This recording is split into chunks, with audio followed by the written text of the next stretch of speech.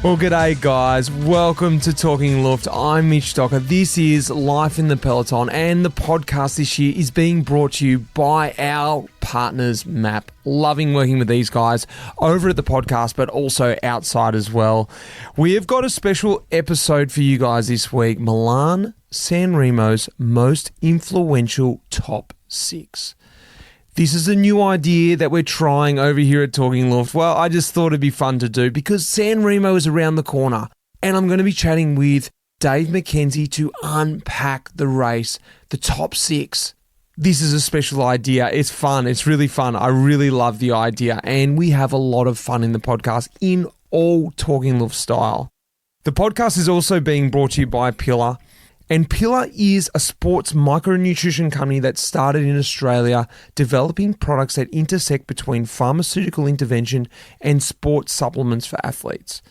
What I mean by this is electrolytes and carbohydrates, those things, they're the things that help us get to the finish line. Pillar's mission is to get athletes to the start line in the best condition over and over again.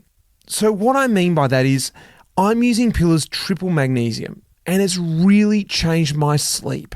And in a good way, I'm talking about. How do I know? Because I'm not wearing sleep devices anymore. But what I notice is when I take the triple magnesium is that I drop into a really deep sleep.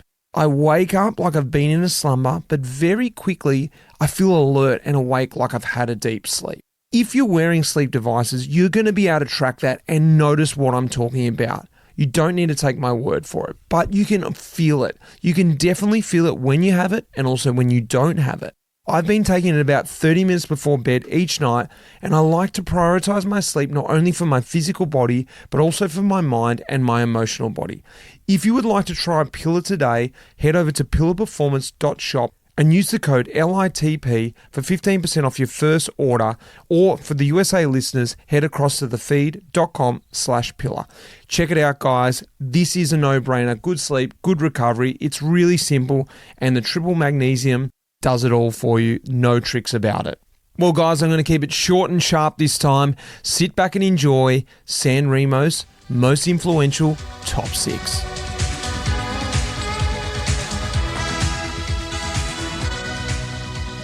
Well, we've got something different for you this week. This is a brand new idea. I don't know how I came up with it, but this is a new series. This is Talking Luft's top 6 most influential. And I'm joined by a special guest, Dave McKenzie. He rode professional for about 9 years, many moons ago. He even wrapped up a stage of the Giro d'Italia back in 2000. But more importantly, in recent years, he's been a commentator. He's a voice we know. That's why I thought he'd be perfect for this podcast. A nice, comfortable voice. Everyone knows his voice. Plus, he knows the game. Macca, welcome to the pod. Thank you very much, mate. And look, I feel very honoured. You've come up with a new idea and you bring in the big guns, or the not so big guns. Look, pro for 9 years. I've actually been longer a commentator. Isn't that sad? I mean, it feels like yesterday I was still racing my bike, but actually I've been a commentator longer than I was a pro. So, but no, good to be here, mate. Well, let's talk about this little idea. And we haven't really, we haven't really worked it out yet, have we? We've sort of talked about this idea, most influential. I'm going to throw it out there. San-Remo's around the corner. It's such a big race. It sets up the year, I think. It's the first big one, the first monument. And I thought it'd be cool to discuss the most influential of San-Remo, of the race. San-Remo's most influential. Top 6? Why top 6? You're probably asking. Well, I thought top 5. You know, that's sort of a good number. And then just throw in just a roughie, like a number 6, just one that can be really debatable. Yeah, I know what it was. You originally you thought 3, and then you went, oh no, but there's 5 really special moments. And then you went, oh no, there's that 6th one as well. So, but hey, when you own the podcast, that's what you can do, mate. You can make up any random number and the listener has to go with it. So come on, let's dive in. All right. Well, I guess there's got to be something around it. I think most influential, I reckon it's got to be around, it doesn't necessarily be, in my opinion, a race winner. San-Remo is such a good race. Let's set up exactly what San-Remo is. San-Remo is very old. It's from 1907. They call it La Classissima. Is that correct? La Classicissima. La Classicissima. Like Jeez, my Italian's a bit ropey these days, but yeah, it is like that. La Primavera. Probably la Primavera, firstly, because it's spring. It's the first monument of the year. You know, it really is. Even though the season's been going, this is it. This is the big one where, you know, all the cycling fans crawl out from under their rock. You know, if they don't want to watch Omloop Het Nieuwsblad, it's a little bit chilly. You know, generally Milan San-Remo, it's not warm, but it's not freezing cold. Although they have had one in the snow, or a couple in the snow, haven't they? Well, back in the day, I'm assuming they probably had some too, but we don't even know about that. We just sort of only hear about the ones that we have witnessed. But they also call it like, you know, the Sprinters Classic, I guess, because later in the year they've got the Autumn Classic, which is the Climbers Classic, the Giro de Lombardia. I don't know, like the race is sort of set up with it's very long. Yeah, we haven't mentioned that. It's 298K or 297 or 300. It's always around about there. It's the longest one-day race in modern cycling. I rode it a couple of times. I think there's something weird about it. I always had this like real obsession about the Cobble Classics, but there's something about San-Remo. I don't know what it is. It's just that length, but there's something about that everyone can win it. You know, a sprinter can win it, but also we've seen climbers win it. And then I think that's probably why we need to discuss our top five. I think so, top six, top five, and, you know, one for good measure. I think so. Well, do you want me to go first as a guest, or, you know, how does this work? We'll crack into it. Because we haven't, disclaimer, we haven't told each other, for the listener, we haven't told each other what our top six is. So this could be completely random here. It could be exactly aligned. Or it could be completely opposite. And look, I think it's open for discussion. I want to hear everyone's feedbacks afterward, but I'm just going to give mine now. Macca, give it to me. Yeah, I'm going from most sort of, you know, that had the biggest impact on me. And this could be from when I was a kid up until now. You know, I think it's fair to say all your inspiration comes as a kid. For the people who don't know, I started racing when I was 7. So it's a long time. I'm not going to say how old I am. You can look that up. But number one for me, right, was in the prime of my sort of young teenage years. 2 words, King Kelly. Oh. King Kelly, he'd won it, right, in 86. Sean Kelly had won it in 86 amongst his plethora of other victories. However, that's not the one I'm talking about.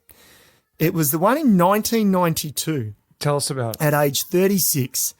And this is one of the most legendary victories, I think, of Milan. It is, for me, it is the most legendary victories because Kelly goes across the top. He's riding for Festina watches. Yeah. He's 36 years of age. In 1992, 36, you were like a grandpa. Oh, yeah. They didn't race that old. They didn't race. I didn't even know he rode on Festina. Yes, right at the end of his career. And he had this big shell helmet on, which, you know, they were still using, you know, those soft footy helmets back then. So he goes across the top of the Poggio and Moreno Argentin, the legendary Italian, is off the front. He's already on the descent. Argentin's gone, out of sight, smoke. He's down the descent. And it's like, well, it's over. They're racing for second. And there's Rolf Sorensen, there's all these guys. And just a notable mention, Scott Sunderland, Australian, was also in that group. In the front group. So Kelly, front group. So Kelly in his head says, I don't think so. So he hits the descent, descends like a maniac. He's 36 years of age. He goes around these corners on rails. He catches Argentin as they pass under the 1 kilometre to go. Argentin flicks the elbow and Kelly's just like, forget about it, pal. Forget it. Argentin was pretty quick in his day, but as we know, Kelly was a sprinter. He could do anything, you know, back in that era. That's sort of what they were. But Kelly really was a sprinter. And let's remind everyone, Italian racing in that era, the Italians ruled the roost. And the mafia ruled the roost and the fans ruled the roost. You didn't mess with the Italians on their home turf, especially San-Remo. in a race like exactly. So Kelly just absolutely smokes Argentin in the kick, completely destroys him, wins, and then the group comes in, sprints for, you know, third place. Argentin was, you know, obviously devastated. But for me, it's not so much the victory. Well, it is the victory of Kelly, but the descent. At age 36, he was at the end of his career. I think he only raced maybe one more year, maybe 2, but he should never have won it. He was not going to win that day. And you can, and if you don't believe me, get on YouTube, peeps, because it's there. You can see it, and someone's, digitized it, made it the picture quality better. From VHS to whatever the next level is. You're so thankful for that. That is my number one. Yeah. Oh, I know. I couldn't be bothered doing the time. Plus, I don't know how to do it. But thank you to the people who do that, who remaster. That's it. It's remastered, and it is on YouTube. That is my number one. Whoa, it's a big one. I can't even argue with that. I haven't seen it, but you built the story up for me. I like it. I like the end of his career, but I also like the way that he went about it. He didn't wait for the sprint, didn't wait to sprint for second, went on the hunt. Yeah, on the hunt. That's the thing with it, isn't it? So I guess it's up to me now to rebut, is it? Yeah, it is. Yes, please, your rebut. Well, I didn't have any specific order, but I'm going to have to bring one of my big guns. And seeing as you mentioned the Italian sort of nostalgia about it, I'm going to throw him straight out there. The Shark, Vincenzo Nibali. Yeah. Let's talk about it. Brilliant. It was you know what? He was hovering around, and I won't disclose if he's still going to make a mention, but yeah, I'm glad you mentioned him. Yeah, it was a good one. So it's 2018. It's not even that long ago. And Nibali, it's the race that he was always sort of wanting on his Palmares. But as we said already, it's the Sprinters Classic. It was up against him. It's probably the hardest one to win for him. The thing is, they went into the Poggio. Mohoric does the big lead out at the bottom. And the next thing you know, straight over the top, you've got the rider. I've forgotten his name now off the top of my head, but he just attacks. Nibali just sort of snakes off. He goes from there. He counters straight over the top. But as everyone knows, Nibali is known for his descending. And since then, Mohoric has smashed his time, but it's arguable because Mohoric, he was on the back of the motorbike. He's got the dropper post. The way Vincenzo descends down there, it's unbelievable. You've got Trentin behind. Yeah. He attacks at the bottom to try and get across. He solos away for it. For me, at the end of his career, it was the thing that Nibali was missing. He's such an all-round rider with the Tour de France win, the Giro. He has now the Monument, the Italian Classic, of course, Lombardia. But to win this, as we just said then, I think it's harder for a climber to win this. Yeah, and I've always found him one of those deceiving riders. He never looks like he's flying. Like he never looks like he's flying. Even in Milan San-Remo, he's somehow descending away from them. Sure, he looks quick. Anyone looks quick going downhill. But when he comes off the descent, it's like he's riding into the finish and it's like, no, they're going to catch him. He's actually not going that fast. And he holds off this, angry Peloton because it was actually a pretty big group that came in, I think, and sprinted for second. So, no, that is up there. And as you would well know, you cannot afford to make one little error on that descent. And riders have made errors before, and that's it, game over, race over. Well, second was Caleb Ewan in the Australian. Yes, and he was you could see, so disappointed. He was coming home. Nibali does the two-arm salute, the look back. He knew he had it. The best way you could ever hope to win your own race, the Italian Classic. Just looking back, going, I've got it. No one gets to do that. No. That's that's a good one. I'll give you that one. All right. And look, we come from a different vintage. So you were probably in nappies, not even when King Cully won in 92. So, you wouldn't even remember. All right, who else you got then? Okay, number 2, actually 2 and 3 here. These are, look, they just had to be done. They had to be done from me. And I think you'll understand this. Number 2 is Matt Goss. Oh, I knew you were going to do it. Victory in 2011. And look, it was a bit of a roll of the toss of the coin between, and I'll give you 3 as well, Guerin. So I might couple them together, the 2 Aussies. So, because Goss was the first Australian, and I love history. I love history being made by Aussies at, big races, of course, Cadell winning the Tour. We all felt like it was Christmas, I think. But Gossie winning in 2011, you raced with him. He's more your era. And, I sort of saw you young guys coming up as I was retiring. But Gossie was always this sort of grunty sort of bike rider, He never looked beautiful on a bike. He never looked, smooth as silk or anything like that. But Chizzy had some grunt. what you saw was what you got for Matt Goss. And to win in 2011, he just muscled his way into that victory. It was you got to look at the guys he beat there too: Fabian, Gilbert, Bolan, Pizarro, Scarponi. It was a small group. They'd sort of separated on the bottom of the Poggio there. And no one was looking at him. Maybe that was the best part for him, but he was so explosive in those days. Oh, yeah. It was, and I don't think there's too many riders and even people in his career and post-career, and I know we say this about people, when they've retired or whatever, but Gossie to me is such a likeable person because he's so grounded. He's a good Tassie boy, isn't he, from Launceston, and it was like easy come, easy go. It's like, man, you've just won a monument. You have just won a monument. Do you know what you've done? He's like, yeah, cool. Yeah, it was great, whatever. And then Gerrans' victory, the difference about Simon, did you race that one? I didn't race it, no. Not the 2012 no. one. So 2011 Goss. So then we backed it up. 2 Aussies in a race. And sorry, I'm jumping ahead here to 3. Yeah, so right. I'll let you couple them together.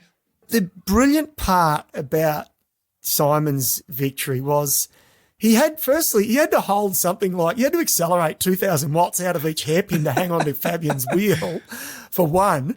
And then he was as cold as ice. He just would not give him a turn coming into the finish because he knew if he did, Cancellara was probably going to tear his legs off. So he was as cold as ice, and he was able to max out to 2,000 watts out of each corner off the Poggio, and then he won. So what about 2011, 2012? What about Fabs?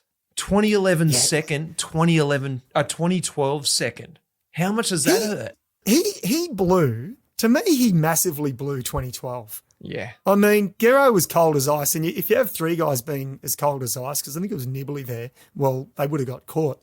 To me, Cancellara, absolutely, he just rode it into the finish line and still thought he'd outsprint them. I think he thought he was stronger. That's what I'm saying. Is it just too much? I think it was just too much confidence. He's coming out of that season, Leopard, in that period. He was coming out of CSC, whereas everyone's questioning the motor and all that sort of stuff because he was riding like a motor, up the Mur to Gerasbergen and then across, Carrefour to Labra and dropping Boonen and dropping the best. So he's probably like, you know what, Gerrans, I'll just get rid of this guy. It's only, it's only the sprinters race. This guy's going to get pumped.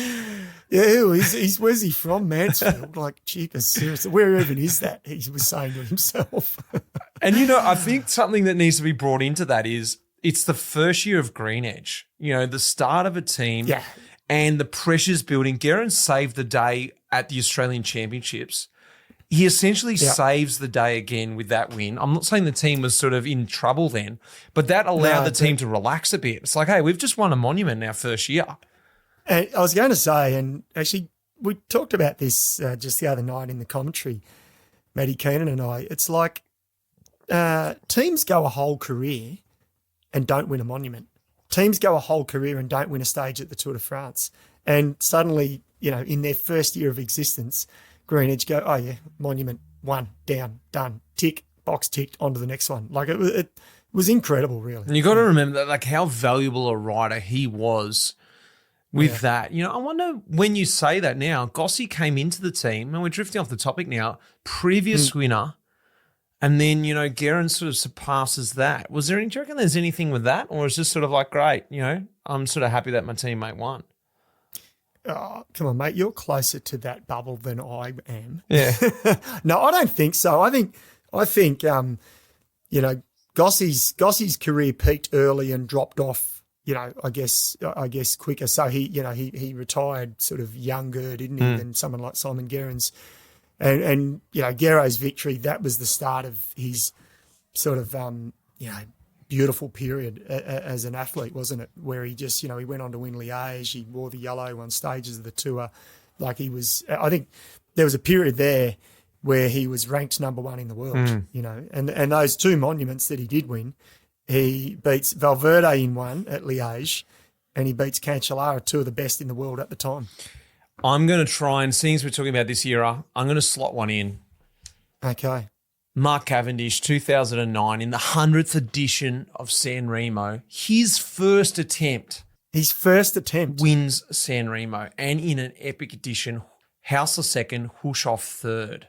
And poor old Hausler, he's knocked on the door a bunch of times, knocked on the door at Flanders, knocked on the door here, and it almost goes unnoticed. So I'm glad you sort of throw that in. I mean, that's almost like arsey, isn't it? If it wasn't Mark Cavendish, I'd say it was arsey, but it's like a little bit greedy. Your first attempt at a monument and you just knock it over and go, thank you very much. Well, I guess why I want to bring it back. Why are these rides most influential riders for San-Remo? I think, when I think back at Gossi, first Australian, it's always good for the first countryman to win it. I want to go back to Nibali and be like the Italian, sort of, they loved him. The Italian climber. He was so influential for the race. Cavendish, I think, became more influential with his career later on. If Cavendish had sort of won a handful of races and retired, whatever, I would have never brought that up. But the fact that in the 100th edition, it's sort of got a nice ring to it, and then he has still going this amazing career going, that's really makes it really influential for me, because otherwise, it's just another winner, another great sort of win, and the house is second and that sort of thing. So I think that's sort of where it's giving the weight for me. The victory itself, I rewatched it to see. It's hard to actually tell what Cav's ride was throughout the day, apart from the final sprint. But I think it's got more to do with what's happened with Cav after his career, why that's become influential. Yeah, and I think he loves – he sort of tries to play it down, and, it's like this going for the outright, record of Tour de France stage wins. He totally wants it. He's only kept going for another year because he wants that. He loves sort of historical moments. So I agree with you. It's great, but it's also something that I think he'll cherish when he's done and dusted. When his career is finally over, he'll say, wow, I won Milan San-Remo 100th edition and it was my first attempt. That was the type of athlete I was. And he's allowed to say that because he is an amazing athlete. Try and win it now. Just trying to tick it off now. How hard would that be? Oh, I've just got to get San-Remo. Oh, it's the only thing I'm missing. And isn't it crazy how, he's probably ridden San-Remo at least half a dozen times, I suppose. He's only won it once, correct? Is that right? He's won it once, which was his first attempt. Like, it just shows how hard it is to win. And sometimes, even in that first edition, of course, they're the best on the day, but you need a little bit. You just need everything to go right, don't you? And sometimes it happens like that. And then sometimes you go a whole career, poor old Matty Hayman had to get bruised and battered for about 15 years before he won Paris-Roubaix. Poor bugger. He got there, but geez, what an apprenticeship he had to do. Well, the thing is too, you think of a guy like Gilbert, he was trying to just tick that last monument off to get the 5. He just couldn't get it. He was so close so many times. Yeah. That's what makes this race so hard. I'm not saying any other monument is easy to win, but it's got something special about it, isn't it? Yeah, because you can argue, and I'll actually go against this in a second with my next pick, or it's in a few picks, but you can argue it's harder to win than something like Liège because, depending on the rider, right, because it's a sprinter's race, but then it's not really. A GC guy can win it. A rouleur can win it. And the first 250 kilometres doesn't really matter. But you've got to survive the first 250 to be in the mix for the win. That's right, because everyone's still there. So, like, you talk about a race like Flanders, Roubaix, Liège. There's so much going on in the early part of the race that it just eliminates a lot of riders. I'm not saying the best riders aren't there, but a lot of guys who are sort of on the cusp of maybes and whatever. But you can't say maybes are winning San-Remo. There's something. But give us your next one. Go on. All right. So this next one, I'm throwing a curly here. We've talked about victories pretty much so far. This one just sticks in my head. It's for whatever reason, when I think about Milan San-Remo, and it's weird how these moments, you remember, I'm calling it the long arm. Oh, here we go. Damar. You're saying it. The long arm, 2016. Damar wins the race.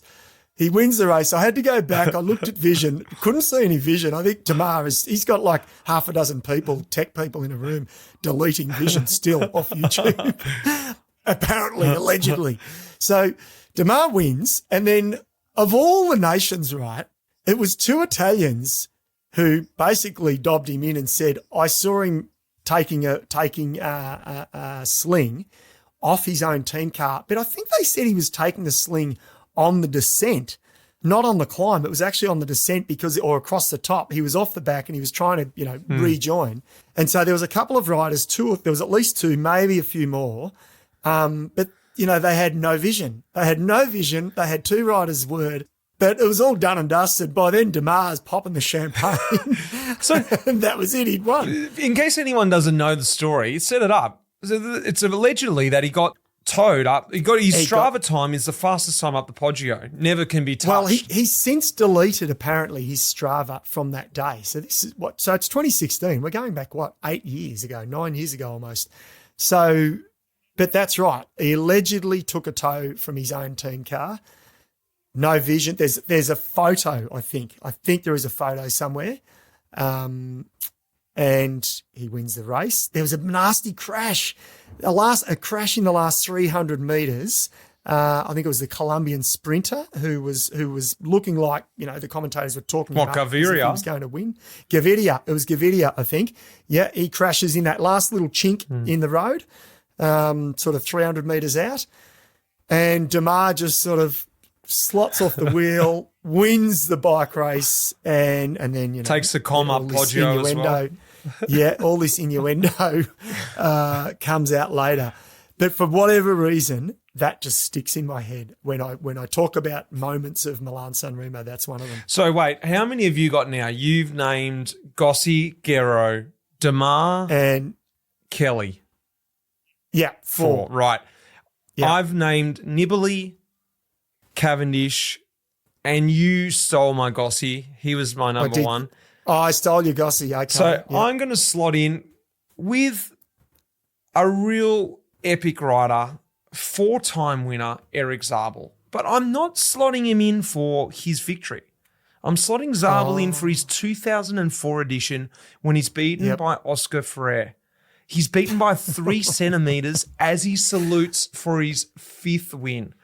He's putting the arms up. He's won in 97. He's won in 98. He comes back in 2000. He wins. He wins again in 2001.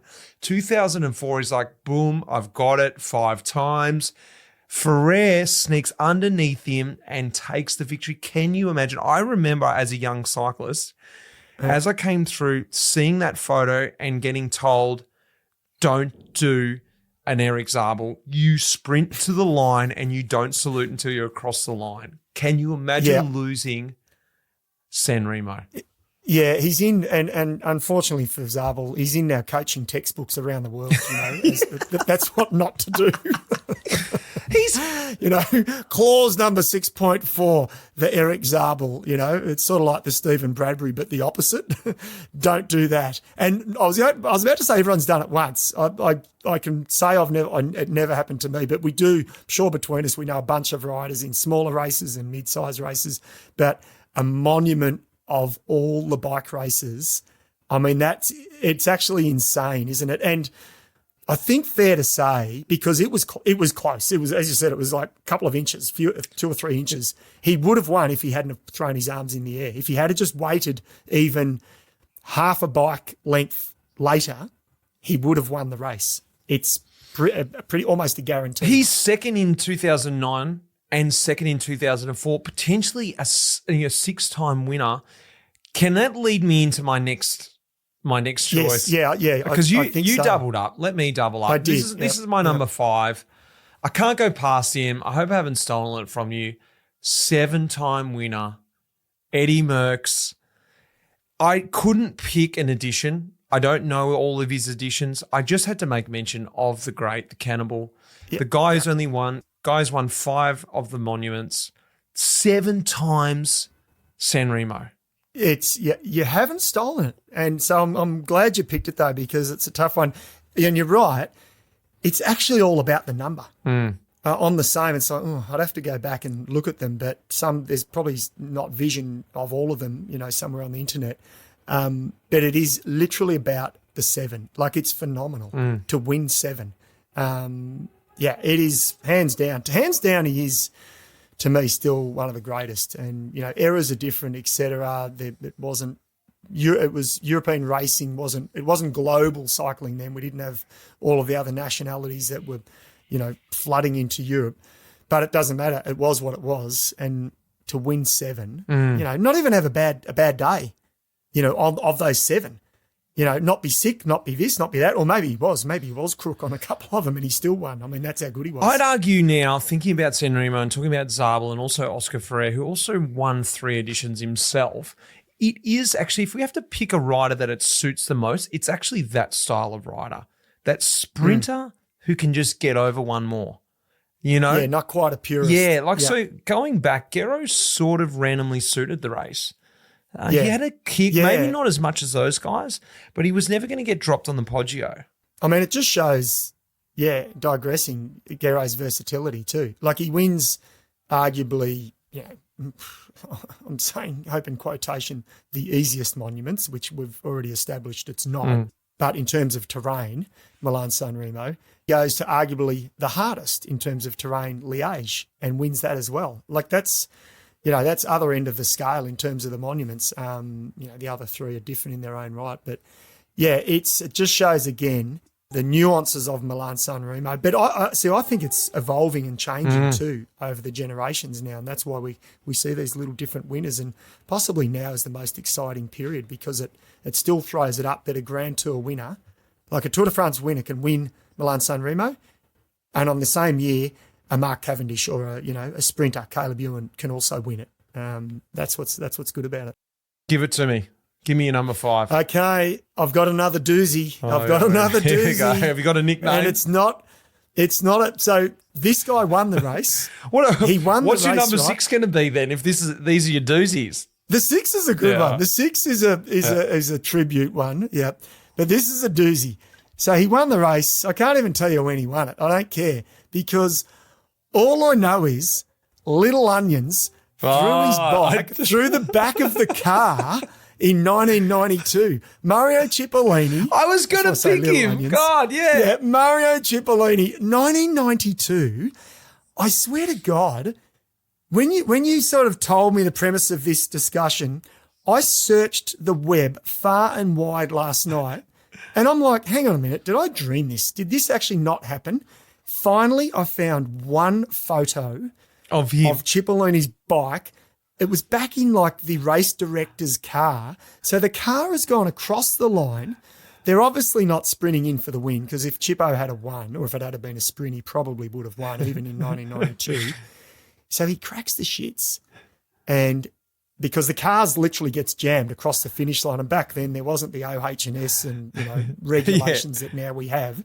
The car just stopped like 50 metres, 40 metres after the line. Chippo gets off his bike and plants it through the back windscreen of the car, and the bike is literally in the car, like completely smashed the windscreen. I don't even know if he copped a fine. No, he wouldn't have. Like in 92. It's in San-Remo. Why would he? It's in San-Remo. The mafiosa and the tifosi were just like, it's fine, mate. Yep. Yeah, can you just extract your bike from the race director's car and off you go. So that's mine, 1992. Remember that. Well, 2002 was the year that he won it. I've just quickly looked up while you were talking. Not that I knew it off the top of my head. I should have. And while I was looking it up, I've noticed that, I'll go back on this, the Italian legend of a climber, Chiappucci, took it out in 91. Yes. I would love to go back and look at that edition. I was talking about Nibali. Yeah. He is the Nibali of the early, Yeah. Chiappucci was amazing because his shot to fame was in the 1990 Tour de France. And in my opinion, he was sort of a nobody. He went in a breakaway in the first week of the tour. These things happened back then, breaks went and took 15 minutes. He went in a break with Ronan Pensek, I think it was, and they took 10 or 12 minutes. All of the other GC guys missed it or weren't in it. So it was a bit of a, whatever sort of a break. Pensek takes the yellow. He's on the same team as Greg LeMond. Meanwhile, they don't know that this little Italian can actually climb. Oh, yeah. And then he ends up finishing second in the Tour de France that year. LeMond only catches him, passes him to take the yellow, I think on the third last stage, an individual TT. And that's when he pulls back all the time on Chiappucci. But it took him the whole 2.5 weeks to do it. And then, 2 years later, 91, did you say? 91. 91, he wins Milan San-Remo. But he shot to fame in that edition of the Tour de France 1990. And then, man, did the Italian fans go crazy, because he was a superstar. He really was. And he was that sort of rider. He was class. But he'd say, okay, I'm attacking early. And I think that's how he won that Milan San-Remo edition. It wasn't on the last two climbs. He actually attacked a long, long way out. I'm super disappointed that I never really picked up on that in our research, but he is going to give me a notable mention in the top 7. I'm going to go for it. I'm going to go for my questionable top 6. My questionable is a guy you've mentioned, Heinrich Hausler. And for good reason. He does the lead out. He's actually doing, if you watch this again, he's doing the lead out for Tor Hushoff. They're riding for Cervelo Test Team. It's in the first year of Cervelo Test Team, 2009, and he does the lead out. This team was absolutely flying that year. I was in Qatar when they were just taking the absolute piss there. I was there racing, just getting my ass kicked, and they were finishing 1, 2, 3. No one's doing that in Qatar. They hit San-Remo. They get second and third. Hausler does this lead out that blows everyone away, and it takes Cavendish just to crawl over him. Oh, yes. And that's when Hushoff just rolls in for third. That sets up what an unbelievable season, not only for the team, but for Hausler. It kickstarts his career again. He starts off as a young pro in Gerolsteiner. He sort of hovers around for a bit, but then we see the best of Hausler after that. Amazing classic season. As you mentioned, second at Flanders, fourth at Dwars of Flanders, top 10 at Roubaix. Later on that year, he wins a stage at the Tour. And we forever remember Hausler after that year. Whether he ever was better than that or not, he was just set again in our minds. And I think that's what makes, for me, San-Remo so good, the most sort of undoubtable. And this is the questionable one that sort of resonates with me. And we can, you hate to say this, but hey, was it a sliding door moment? And, I hate hindsight, but I'm going to go with it just because why not? What if on that day they had to turn the tables and said, Hushoff had said, you know what, mate, you are flying. I'll lead you out. Would we be sitting here now saying about the first Australian? No, or the third Australian to win it? I don't know. I don't know if it would have, because the lead out maybe had a different mentality. I'm just going to hit out. Yeah. I'm just going to do my job for a teammate. And that's a different, as you know, that's a different mentality than if you're waiting on a wheel for the win. You feel the pressure the whole day. He just was free-spirited going for it. Yeah. And he just got that gap. And if you watch the sprint again, you're like, Heino, sprint in a straight line, buddy. He's going left, he's going right. Yes. So, and Cav still only just got over him. Yeah. Yeah. Okay, so. It leaves it with you, buddy. Number 6, right? I've actually got 2 more, but I've got 6 and then I've got an honourable mention because I just feel like this honourable mention. I gave Kipucci as my honourable. Let's add that in. Yeah, okay. So number 6, and in my research, because I was lacking a couple, and in my research, this one kept popping up. And, YouTube, Google, and I was like, And in the end, I saw a video, a clip of it, so I watched it. And it's actually legendary. And I said to my mate, and I know he's a good friend of yours, Matt Keane, and I said, I really should have raced in the 80s. I was the type of guy, I was pretty good as a cyclist. Yeah, sure, I won a Giro stage, but I went in a long break solo and no one chased me. They let me go. That was like an 80s sort of victory. Yeah. And I was that type of rider. I was an opportunist. So this guy is my number 6.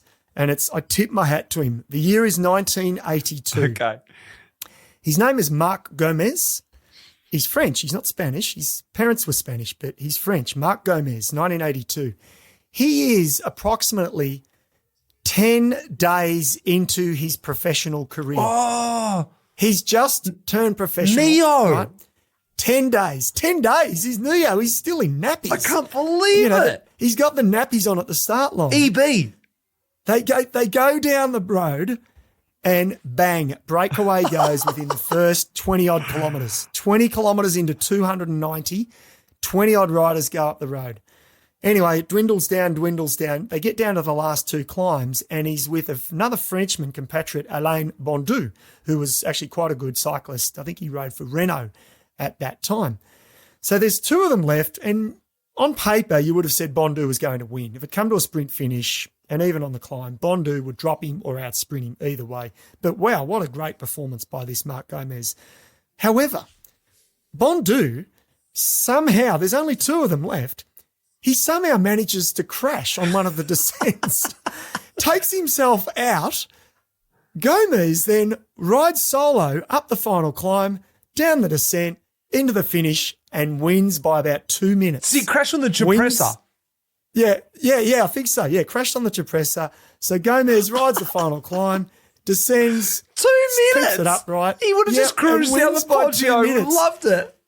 And by the way, in my research, I could be wrong here, but I'm pretty sure I'm right. I haven't got it in front of me, but Marino Argentino, old mate Marino Argentino, who got done over by Kelly in 92, he finished third. Oh no! In 82. So all these guys, and I think Moser was there as well. So this Gomez, he was a nothing. He was 10 days into his pro career. But when you dig a little bit deeper, he actually went on to win 3 stages of the Vuelta. He won the French National Championship. So this guy was obviously good. You know, he obviously had some talent. But that is my sort of tip. Very good. If I was ever going to win Milan San-Remo, I can tell you now, I wouldn't be sitting back waiting. I'd be doing the long breakaway. Wow, the most influential. He could have made the top 5, I reckon. He doesn't even need to be in 6th. Yeah. Now, do you have another honourable mention? I don't have another one. I'm happy to leave it there. I'll listen to yours. Claudio, I'm happy. He was my honourable mention. Yeah, Claudio's. That was a good one. Carrera jeans, the Knicks. So my honourable mention, and this is sort of, it has to be because he's remembered for everything else in some ways, and especially in this particular year, right? The year is 1989. The year is 1989. And it is a Frenchman, Laurent Fignon, who wins his second consecutive Milan San-Remo. He won it in 88. He wins it in 89. He goes on to win the Giro d'Italia, but then he finishes second in the Tour de France by 8 seconds to Greg LeMond. 89, the most famous, to me still, the most famous finish of the Tour de France. They finished with an individual TT up and down the Champs-Élysées in 89. And Fignon was a Parisian, that was his hometown. So he's remembered for that 8-second loss. But that year for Laurent Fignon was amazing, phenomenal. Wins the Giro, wins Milan San-Remo. He won about half a dozen other bike races that year, but he's remembered for that Tour de France loss, or second place, if you like. But his 89 victory, solo victory again, and not too many. If you go back through the history books, there are not too many that went back to back. He's one of them, and rest in peace. What a legend he was. The most influential. I think we've wrapped it up because it's people who use this race, impact on us, and I think that's what you explained. Perfect last one. San-Remo sets you up for a good season. It sets you up. I mentioned with Hauser. It's a great card. If you're looking for tips for the year, who's going to be going good, look no further than San-Remo because it is producing everyone. It's producing all kinds of riders, Tour de France winners, Cobble Classics, contenders. I'm looking forward to it. I've really enjoyed the new format. Macca, what do you think? Oh yeah, I love this, mate. This is good. It's good research too. It's actually, I love looking back, and I don't know about you, but it sort of shows a little bit of the ones I picked. It's all from my sort of formative years, my mostly teenage years. They're my heroes. The riders now, they're champions. I love covering them as a journalist and commentator, but really my heroes are from the sort of 80s and very early 90s. But yeah, it's coming. It's this weekend. Oh, I love it. The first monument of the year. Can't wait. And that's why we did it. Macca, loved it. Thanks for being on. Thank you, mate. Cheers.